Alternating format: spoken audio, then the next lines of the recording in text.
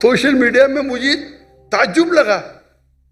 Social media में लोग कह रहे अरे डॉक्टर जाकिर ने गलत किया, वो बच्चियों से नहीं मिला। पाकिस्तान में क्या हो गया है इस देश को? आप लोग बोलना जब माशाअल्लाह क्या दाई है, लड़कियां तो उतर गया। लोग बोलते रहे बच्चे से नहीं मिला। वो ऑर्फनेज का जो मालिक था, डॉक्टर साहब भी मेरी बच्ची है। मैंने बोला तुमको भी छूना हराम है, तेरे बीवी की पेट से अगर पैदा ली तो जायज है। ये किधर का माशरा? बच्ची बोलो नो प्रॉब्लम, बेटी बोलो नो प्रॉब्लम, आप नाबालिग नामहरम को छू भी नहीं सकते। और ये पाकिस्तान में हो रहा है। इंडिया में जब मुझे हिंदू बुलाते ना, वो एहतराम करते। हिंदू जब मुझे बुलाते तकरीर करने के लिए, एहतराम करते कि जाकिर भाई लड़की को नहीं छूते, दूर रखेंगे। दोस्तों, दूसरा अहम तनाज़ा उस वक्त खड़ा हो गया जब डॉक्टर जाकिर नाइक से एक पठान लड़की ने मदरसों में तालिब इल्मों और बच्चों के साथ, और इसके अलावा पश्तून कल्चर में बच्चों के साथ जिनसी ताल्लुकात या तवालत के अमल पर सवाल उठाया और कहा कि हमारा मुआशरा तो इस्लामी होने का दावेदार है, मगर यहाँ पर छोटे बच्चों के साथ बदफेली की जाती है। डॉक्टर जाकिर नाइक ये बात सुनकर हैरान और परेशान रह गए। शायद डॉक्टर जाकिर नाइक ने पाकिस्तान के हालात को इतनी गहराई से समझा ही नहीं है। उन्हें लगता है कि ऐसा हो ही नहीं सकता, ये दुनिया में कैसे हो सकता है, एक इस्लामी मुल्क हो और वहाँ पर इतना घिनौना काम हो रहा हो, वो भी छोटे बच्चों के साथ, वो भी मुल्क के उस हिस्से में जहाँ पर इस्लाम पर ज़्यादा अमल किया जाता है। ये तो मुमकिन ही नहीं। डॉक्टर जाकिर नाइक का चूंकि पाकिस्तानी ज़मीनी हक़ाइक़ से इल्म महदूद है, लिहाजा उन्हें इस पर यकीन ही नहीं आया और उन्होंने इस लड़की के सवाल पर ही एतराज़ उठा दिया कि ये सवाल ही गलत है, कि इनमें से एक बात तो गलत कर रही हैं। इस पर भी डॉक्टर जाकिर नाइक पर बहुत तनकीद की, जबकि इस मामले में ऐसा नहीं था कि डॉक्टर जाकिर नाइक हकीकत से नजरें चुरा रहे थे, बल्कि उन्हें हकीकत का इल्म ही नहीं है, क्योंकि डॉक्टर जाकिर नाइक भारत से निकलने के बाद मलेशिया में रहते हैं और वहां पर ऐसे सब वाकयात कसरत के साथ नहीं होते। इस मामले पर भी डॉक्टर जाकिर नाइक पर बहुत तनकीद की। कुछ मनाजिर इस गुफ्तगू के भी देख लीजिए। ये कह रही हूँ कि वही पीडोफाइल मस्जिदों भाई में जाते हैं, भाई वही बहन पीडोफाइल। आपने सवाल पूछा, अब जरा आप खामोश रहेंगी। आपने जो सवाल किया मेरे हिसाब से कॉन्ट्रडिक्शन है। आपने कहा मेरा माशरा बहुत इस्लामिक है और मेरे माशरे में पीडोफाइल है, दोनों में टकरार है। कोई भी इस्लामिक माहौल में पीडोफाइल हो ही नहीं सकता। इधर आपका पहला पार्ट गलत है या दूसरा पार्ट, ये मुमकिन ही नहीं है।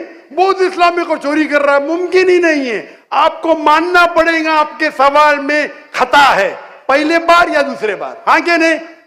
दोस्तों, तीसरा अहम और दिलचस्प वाकया ये है कि जब डॉक्टर जाकिर नाइक पाकिस्तान पहुंचे तो अपने साथ जब मलेशिया से जहाज पर सफर करके आ रहे थे तो बैनुल अक़वामी और एयरलाइंस के कवानीन के मुताबिक एक शख्स को एक टिकट पर एक महदूद वजन की मिकदार की इजाजत दी जाती है जो वो अपने साथ ला सकता है।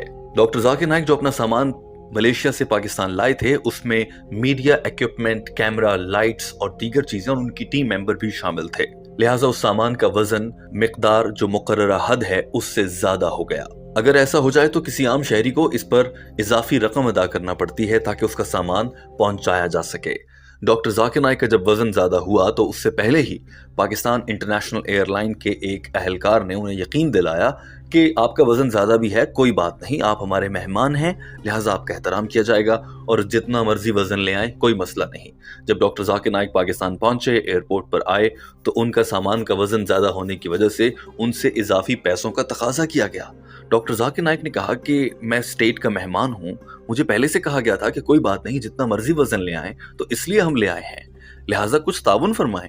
जिस पर डॉक्टर जाकिर नाइक को जवाब दिया गया कि हम कोई ताउन नहीं कर सकते, सिर्फ 50% डिस्काउंट मिल सकता है। और डॉक्टर जाकिर नाइक ने गुस्से में वो डिस्काउंट भी छोड़ दिया और कहा कि ये अपने पूरे पैसे पकड़ो, नहीं चाहिए हमें आपका कोई 50% डिस्काउंट। डॉक्टर जाकिर नाइक ने किस गुस्से का इजहार किया, ये अल्फाज भी आप सुन लीजिए।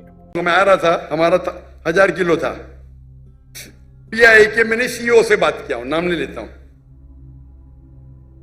कौन सीईओ, स्टेशन मैनेजर से, कंट्री मैनेजर से बात किया, डॉक्टर साहब आपके लिए कुछ भी करूंगा। मैं बोला ठीक है भाई, 6 लोग जा रहे थे।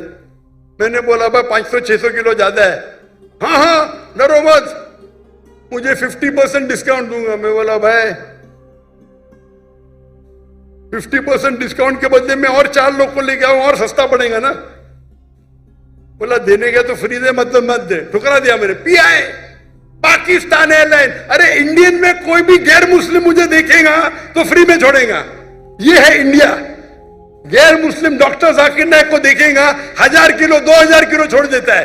ये पाकिस्तान है, गवर्नमेंट का गेस्ट हूं मैं, मेरे वीजा पे लिखा स्टेट गेस्ट, और आपका सीईओ पाकिस्तान का बोलता है 50% डिस्काउंट देगा, चार्ज कर रहे 110 रिंगेट 1 किलो का। मुझे इतना दुख हुआ कि पाकिस्तान में मैं आ रहा हूं, doctor Zakir Naik state guest है और वो 300 किलो छोड़ नहीं सकते, बोलते 50% डिस्काउंट देंगे। मुझे नहीं चाहिए तेरा डिस्काउंट।